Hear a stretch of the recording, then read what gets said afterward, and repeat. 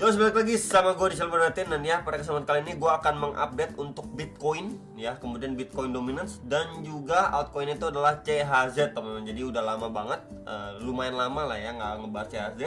Jadi kemarin udah dibahas untuk si Bitcoinnya dulu, sekaligus juga penjelasan saya kemarin kenapa beberapa hari terakhir itu nggak bisa upload video. Ya udah saya sampaikan di video kemarin. Jadi tanpa basa-basi langsung aja, ini akan saya bahas dulu untuk si Bitcoin Dominance secara daily time frame. Jadi secara daily kemarin juga sudah saya bahas.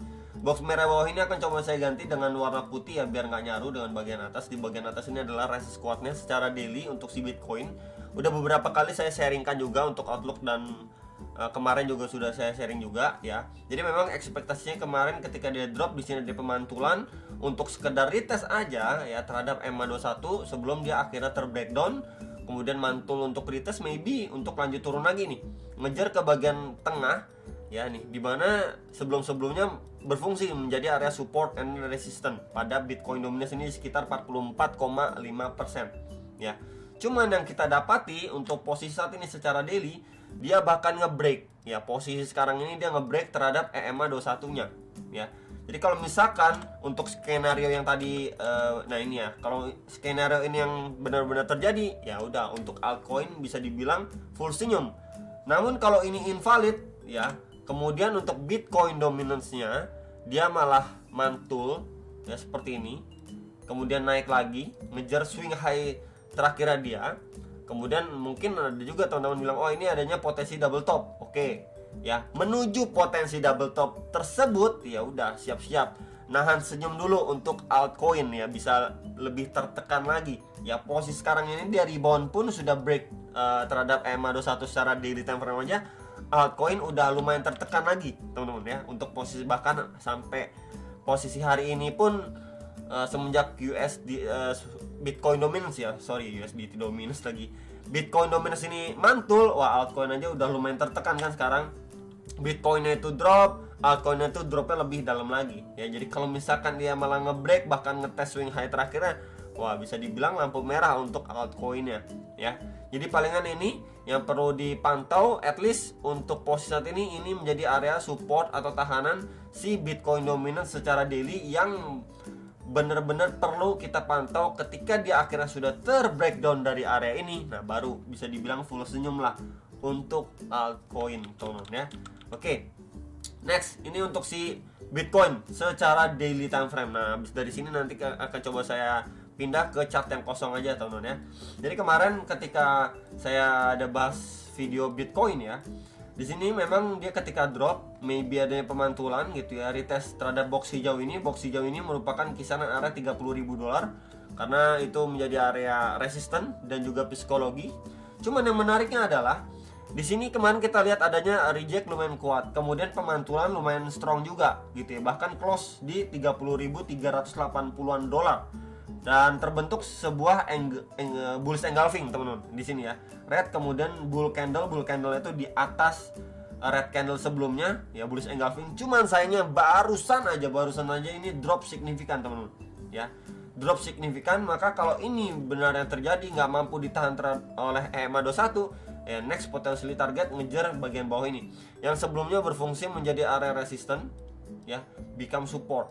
Ya, ini di sekitar 28.300 sampai 28.700 $ ini dulu untuk area target, next target si Bitcoin yang nanyain gitu ya. Masih sama seperti outlook sebelumnya atau kemarin yang sudah saya bagikan atau sampaikan buat teman-teman sekalian gitu. Karena kita lihat juga momentum secara daily ini pekat seperti ini. Jadi kalau misalkan closing besok ya pekat panjang merah seperti ini ya, big possibility mungkin akhirnya si Bitcoin itu memasuki fase koreksinya terlebih dahulu ya, setelah beberapa saat dia terus-terusan mencoba naik teman-teman ya. Kemudian di sini coba saya lihat untuk chart kosongan buat teman-teman sekalian. Kalau misalkan kita gunakan bantuan kakek Fibo dari swing low ya di sini ke swing high terakhirnya, potensi swing high terakhirnya di sini, maka kita seperti biasa menggunakan beberapa golden ratio ya.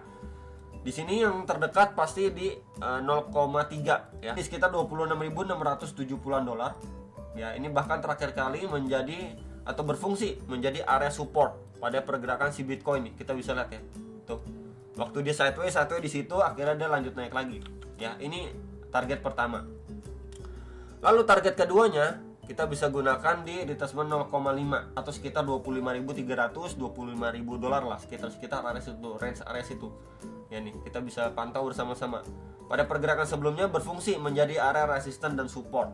Kemudian untuk area yang lebih bawahnya lagi, di sini kita bisa pantau juga di sekitar retracement 0,6 atau sekitar 23.900-an dolar, ya. Ya, di sini coba saya extend juga. Sebelumnya ini juga berfungsi menjadi area support and then resistance pada pergerakan si Bitcoin. Ya, jadi yang nanyain untuk target koreksi si Bitcoin bisa dipantau. Untuk target koreksi lebih lanjutannya lagi bisa dipantau dulu nih. Ya, untuk 3 area ini mungkin teman-teman mau memanfaatkan scalping tipis, mungkin bisa let's say trade dengan margin kecil gitu ya di beberapa area support ini. Ya, kemudian kalau kita pantau juga untuk pergerakan sebelumnya, kita gunakan metode yang sama ya, dari swing low. Kita dari swing low di sini ya, swing low, kemudian swing high terakhirnya dia dan ya kita bisa lihat ya. Ini ada beberapa golden ratio dan ya precisely dia ngetes bahkan sampai di antara di sini. Retracement 0,6 sampai 0,5-nya. Ya, kita bisa lihat di sini. Jadi bisa aja nanti pengulangan seperti itu lagi, bisa nggak bisa. Ya, kita bisa lihat ya seperti sebelumnya.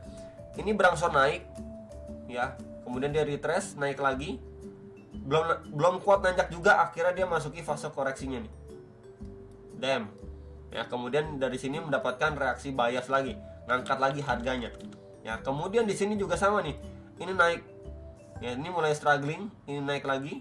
Jadi kalau misalkan dia dari sini koreksi pun ya mungkin ya balik lagi ngejar beberapa area support, baru nanti kita bisa lihat dulu apakah di situ adanya buying power sehingga ngangkat lagi untuk harganya akhirnya mampu yang ngetes bahkan di atas 32.000, 34.000 dolar untuk si Bitcoin. Ya, melihat momentum terakhirnya ini seller masih lebih dominan gitu ya. Memang terlihat wah ini kayaknya cenderung bullish, bullish engulfing terbentuk. Next candlenya red candle, bener-bener red candle teman-teman. Tinggal kita lihat closing besok seperti apa secara daily-nya. Jadi yang nanyain kalau misalkan bisa dipantau ya mungkin balik lagi seperti sebelumnya nih, di antara retracement 0,6 sampai 0,5-nya. Maka kalau itu yang terjadi, ini coba akan saya hapus dulu box-boxnya biar nggak terlalu pusing teman-teman ya. Di sini saya adjust dulu aja sedikit dan saya coba extend nah di sini. Nah ya, berarti di sekitar 23.900-an sampai 25.300-an dolar. Sebelumnya kita bisa pantau juga menjadi resisten, and then terakhir kali ini menjadi support. Istilahnya dia create base lah ya, rally base rally sebelum lanjut lagi atau ngangkat lagi harganya. Jadi mungkin ini menjadi area pantauan yang bisa dipertimbangkan ketika memang akhirnya si Bitcoin masuki fase koreksi lebih lanjutnya, bahkan sampai ngetes di kisaran area ini ya. Jadi itu sekedar info buat teman-teman sekalian ya untuk si Bitcoin. Tinggal kita lihat aja, apalagi kalau misalkan closing besok itu bahkan breakdown close di bawah EMA 21 ya mungkin big possibility dia bakal ngejar dulu ke beberapa area support, mungkin ngejar area yang lebih besar lagi. Ya palingan itu untuk si Bitcoin secara daily. Kemudian untuk time frame 1 jam. Jadi so far kemarin itu terlihat itu cenderung lebih positif. Kenapa saya bilang cenderung lebih positif nih ya? Coba kita breakdown untuk si Bitcoin secara time frame 1 jamnya. Ketika dia di sini kena reject ya, sideways reject, drop lagi, ngetes bagian bawah nih ya tuh ya, ngejemput demand bawahnya, akhirnya dia mampu istilahnya rebound lumayan signifikan, bahkan ngetes di area resistnya atas ini box warna putih ini di sekitar 30.200-an, 30.400-an dolar ya. Kemudian dia drop retest lagi di box warna antara box warna hijau inilah ya, di sekitar 29.900-an sampai 30.000 dolar. Sebelumnya kita bisa lihat ya, sebenarnya dua area pantauan ini satu, ini dua ya. Di sini kita bisa lihat ini drop retracement sedikit ya, kemudian drop lagi signifikan tuh. Ya berarti kan tekanan seller itu datang dari dua area ini, dua area level ini gitu. Ketika harganya kita bisa lihat ini istilahnya dibablas seperti jalan tol ya, seperti tidak ada hambatan yang terlalu berarti untuk si Bitcoin, maka mungkin kecenderungannya kita akan mengambil atau pantau ketika dia retracement ya kan. Di sini dia retracement ya, walaupun nggak nyampe bawah, nggak nyampe area kedua, dia mantul dan ketahan lagi nih di swing high terakhirnya dia. kita bisa lihat nih ketahan di sini. Ya, berarti kita bisa lihat adanya possible double top. Double top dia koreksi, ngetes terhadap EMA 21 nih. Sempat mantul ya, di sini sempat mantul, kemudian di jack lagi. Ketahan dikit baru drop signifikan. Red candle besar datang dari level 30.070-an dolar di sekitar box warna hijau ini lagi ya. Jadi mungkin buat teman-teman sekalian ketika lihat red candle besar seperti ini dan momentumnya nanti mulai slowing down, dan kita lihat nanti kalau saja si Bitcoinnya adanya rebound kecil ya, let's say seperti ini ya, mantul kecil seperti ini, korektif banget ya, mungkin kejedot di area support sebelumnya, kemudian terbreakdown, mungkin baru bisa dimanfaatkan lah sama teman-teman sekalian ya. Dimana di area ini sebelumnya menjadi area kita bisa lihat nih ya tuh, support sebelumnya dan become resistant, dan biasanya resistant lagi ya. Kita bisa lihat juga momentumnya ini drop signifikan sekali ya, ketimbang dia waktu pemantulan. Kalau pemantulannya korektif seperti ini mungkin baru bisa dimanfaatkan teman-teman ya. Seperti itu kurang lebihnya. Dan kalau ini yang terjadi untuk bad scenario-nya, dia bisa drop ngejemput kisaran berapa bro ya. Ini pantauan kalau kita lihat secara time frame 1 jamnya di sekitar area sini teman-teman. Nah di sekitar area sini sebentar, nah di sini ya, ini sekitar 28.100-an sampai 28.450 dolar. Karena terakhir kali dia create base sebelum harganya itu naik signifikan dari level sini, berarti kan di sini adanya buying power. Sama seperti di sini ya, ketika di sini dia create rally base rally, kemudian harga nyentuh, ini harga masih memberikan reaksi yang lumayan signifikan di sini ya, di sini. Jadi memang kurang lebih ekspektasinya nanti ketika dia disentuh untuk pertama kalinya kan berarti bisa dibilang masih fresh ya, mungkin nanti masih adanya buying power. Baru kita lihat lagi nanti buying powernya itu sekuat apa, apakah mantulnya cuman sekedar sampai box merah atas ini ya, berarti kan cuma ngetes support sebelumnya, become resistant, baru dia lanjut turun lagi, atau bahkan mampu reclaim dan lain sebagainya. Palingan itu yang perlu di note dan diperhatikan untuk teman-teman sekalian ya, untuk si Bitcoin. Next ini untuk CHZ ya. Jadi sebenarnya CHZ ini secara daily-nya ya, ini terbentuk sebuah double bottom besar teman-teman. Ini bottom 1, kemudian ini bottom kedua ya, dengan area neckline di box warna hijau ini nih tuh ya. Kita bisa lihat bersama-sama pada pergerakan sebelumnya ini menjadi resisten, support, ini support lagi, ini resisten, ini resisten, resisten, resisten, resisten, resisten. Ini sempat dia break tapi ya bisa dibilang false break lah ya, naik cepet kemudian turun juga cepet, nggak mampu bertahan di atas box warna hijau ini. Box hijau ini di sekitar area berapa, 0,1417 sampai 0,1519 dolar untuk si CHZ USDT teman-teman ya. Jadi kalau misalkan kita lihat seperti ini ya, walaupun penguatannya cenderung lebih korektif untuk si CHZ, minimal di sini juga ada EMA 200 nih, garis warna biru ini.